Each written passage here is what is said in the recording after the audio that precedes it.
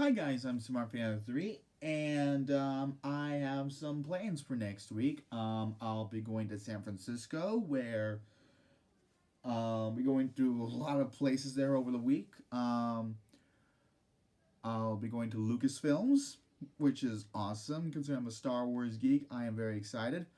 I'll also hopefully see the set of Matrix 4. That's where they're shooting the movie. Hopefully Keanu Reeves is there. That would be great. He probably not, but even if he is there, I don't think he would have the time to chat or take a photo with me. I don't want to. I don't really want to intrude on him when he's or anyone for that matter when shooting a movie. That would not be great. Um, what else there? And oh yes, the one thing I'm really excited for the most is I will be attending a premiere of Pee Wee's Big Adventure, which is one of my childhood favorite movies. It's one of the first movies I ever saw growing up as a kid. Um, and Paul Rubens himself will be there for a Q&A after the movie, which is so exciting. I just hope that nobody will ask him about, his moment at the adult theater. Please don't ask him that. Um, so yeah, I'm very excited to go there. Um, Lots of neat places to go to in San Francisco. Cannot wait. It's gonna be an exciting week for me. All right, and what else is there? Oh yes. I guess I should go over the Kids Choice Awards. The nominations for the Kids Choice Awards that were announced last week. Okay, I'm gonna be honest. This is not one of the worst uh, list of nominations I've seen for the Kids Choice Awards. I've seen worse. In fact, I'll say this. In terms of the actual ceremony, I don't think anything will top the 2012 Kids Choice Awards for the worst ceremony ever. That for me was the worst ceremony that the Kids Choice Awards held. But okay, I'm gonna start. I'm gonna go over a few things about it. I'm not gonna go over every single category. I'm just gonna go over like the video games and the movie categories. I guess I'm gonna start with favorite video game, which every year it always seems to be the blandest category each year, and this year's no exception. Favorite game of 2019. There's you didn't really nominate anything that came out in 2018, well, except for one game, but I'll get to that later. You just nominated games that have gotten updates in 2019, which would be fine if you made a category for best ongoing game like the Game Awards make. But when you nominate these games, Minecraft, Fortnite, and Smash Bros. Ultimate for getting updates because these games are still getting updates. I'm glad Smash Ultimate is still getting updates because that's my favorite fighting game of all time. Um, but when you nominate these games for constantly getting updates over games that actually came out in 2019, that's really not fair. That is really not fair. And yes, I understand, a lot of the actual best games of 2019 are rated M. So it wouldn't be right to have Outer Worlds, Devil May Cry 5, or Resident Evil 2, or Borderlands 3, in this category for a show like this. It wouldn't be right. But you only nominated one game that actually came out in 2019.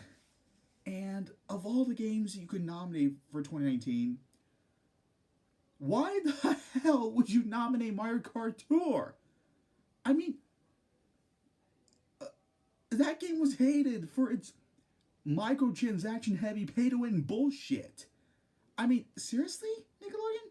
No Fire Emblem Three Houses, no Kingdom Hearts 3, no Link's Awakening, no Kingdom Hearts, no Apex Legends. Seriously? You couldn't nominate these games that actually came out in 2018 that kids can play? It is absolutely ridiculous. Okay, moving on. Let's go to some of the movie categories. Okay. Now, the main problem I have with the Kids' Choice Awards, like, as a whole, is how much they would pander to kids. Like, they would nominate certain movies or certain names because it's the most marketable to kids.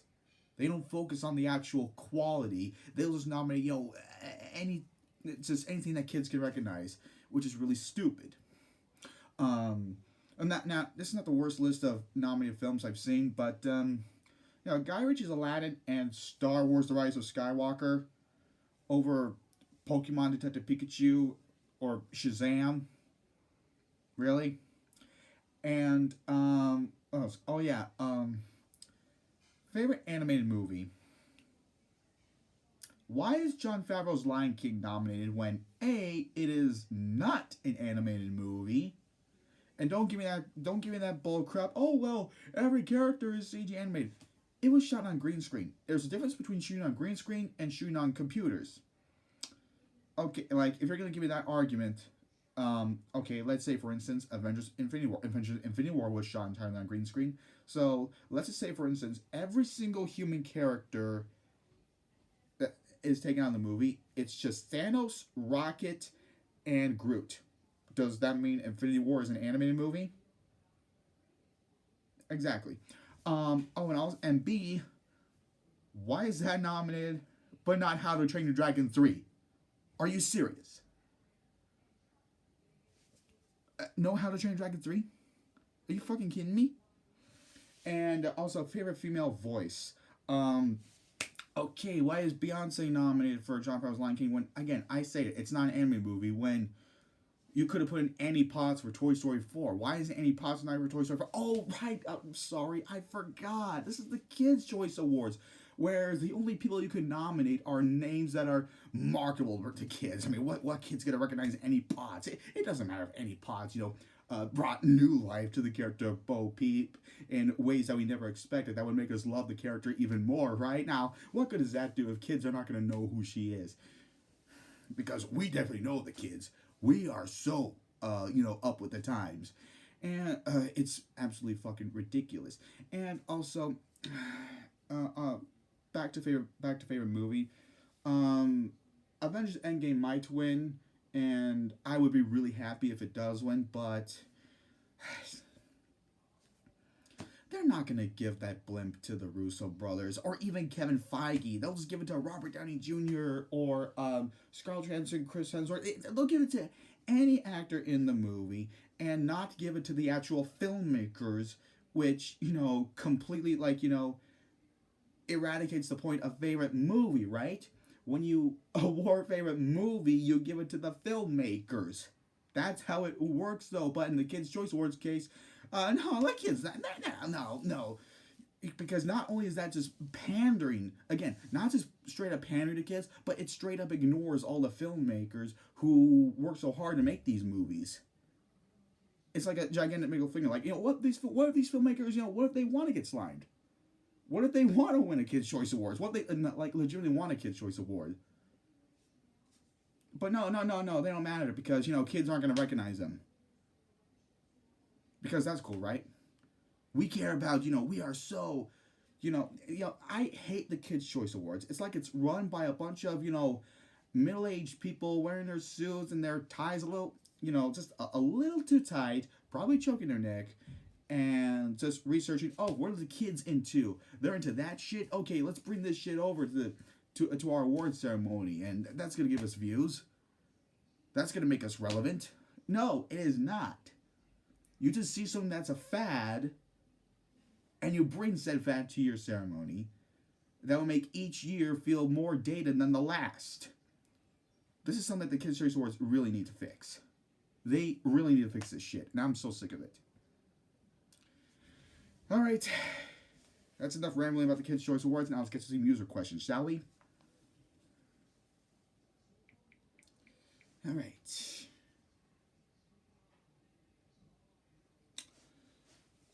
Meadowland Fan 2004 asks, have you seen Burn After Reading, directed by the Coen brothers? Yes, I have seen Burn After Reading. I think it's one of the Coen brothers' most underrated movies. It's got a great ensemble cast. It has some scenes that are never that you don't really expect that come off as shocking yet really funny. I'm not going to spoil it, but let's say it involves George Clooney and Brad Pitt. If you've seen the movie, you probably know what I'm talking about. I think it's a really funny movie. Ending though, didn't really care for it. I don't know, it's like a tradition for the Coen brothers for having abrupt endings. Nothing really feels wrapped up. It straight up feels like it just stopped. That's what it felt like. All right. Boys Thunder Productions asks, since Scorsese is your favorite director, what are your top 10?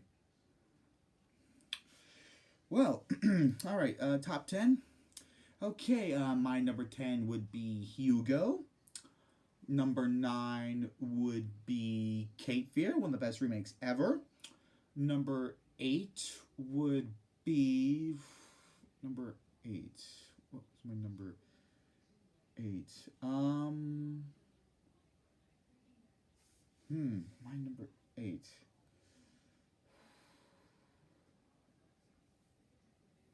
Hmm. I don't know what my number 8 was. Okay, number 8 would be Gangs of New York. Number 7 would be Raging Bull. Yeah, I know. Everyone's gonna think it's sacrilegious for me to put Raging Bull not in the top 5, but the guy makes so many great movies. Okay, you're acting like he's so limited on great movies when he's got nothing but great movies. Oh, except for Boxcar Bertha. Number 6 would be The Irishman. Number 5 would be The Wolf of Wall Street. Number 4 would be Taxi Driver. Number 3 is Goodfellas. Number 2 is Casino. And number 1 is The Departed. All right. Ah, God, I hate when my phone turns itself so fast. All right. Next question comes from Jerome Latimer. Your thoughts towards filmmakers who makes movies just to get a reaction, even if they're mean-spirited and piss you off. Okay, I have nothing against, making movies get certain reactions from people, but as long as you have a good vision behind it, like you're making a horror movie, of course you want to make people feel scared and uncomfortable. That's a good thing. Um, and I'll say this, okay, I love Mother. Okay, I think Mother is a great Darren Aronofsky movie, even though his reasons for making the movie is pretty bullshit. Um, I just don't understand why you want to make a movie just to get a reaction out of people not like a just for the sake of your amusement. You should be making movies because you love movies and you want to show your vision in a good way. You don't want to show your vision to express your hatred and anger towards something. Where are you gonna go with that? Where exactly does that get you? I mean, sure, yes, so these movies do get praised, though, but were they intentional? Oh, well, I loved Mother, so ironic of me to say that, I guess. Um, but, but like I said, where is that going to get you? Because when Darren Aronofsky himself saw Mother himself, he felt uncomfortable watching it, and he decided to binge watch Rick and Morty. You should, like I said, you should be making movies because you love movies, and you want good feedback. That's how it should work. That's how making movies, should work. It always has been that way, and it should stay that way. All right, and Nicholas E. Miranda asks, "What is your favorite video you've ever made?" Okay, I'm gonna be honest with you. I don't really watch my videos as much as other people's videos. Um, but I did have a lot of fun doing all the Kingdom Hearts, streams because I love Kingdom Hearts and I love expressing my love to the Kingdom Hearts series to you guys. Well, even though the story is bullshit. Um, there's that, and I did love my review of my rant on The Choice, how much I hated that movie, how much Nicholas Sparks is the bane of the romance genre, and how much I love romance movies. Even though I don't want to look it up because I took that review down. Because if I'm going to take down a majority of my movie reviews where it comes up as me coming off as biased and uninformed and shit, I might as well take down all of my movie reviews. Yeah, there you go. So those would be my favorites. And Aaron Kramers asks, "What are my thoughts on Just a Robot?" And by the way, this is the final question. Just a Robot. I find Just a Robot to be informative and interesting, and he seems like he knows what he's talking about. Even though I don't really like go out of my way to watch every single video he does. Um, I kind of stopped watching commentaries like a long time ago. Um, yeah, a long time ago. Oh God. So yeah, those are my questions. And like I said, if you got any more questions, if anyone has any questions, you know the rest. Leave one question in the comment section, and I'll respond to you next Thursday. Now, if you excuse me, I gotta work on some more Spyro 2 live streams, which you will see tomorrow. So